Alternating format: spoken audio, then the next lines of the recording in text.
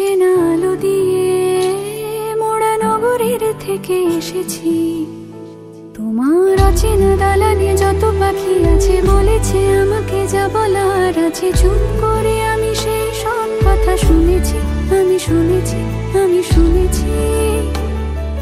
নিয়েছি সে কথা হৃদয়ে জমিয়ে, ভাঙনের সুর দিয়েছি থামিয়ে, আধার সরিয়ে তোমাকে আমি চিনেছি।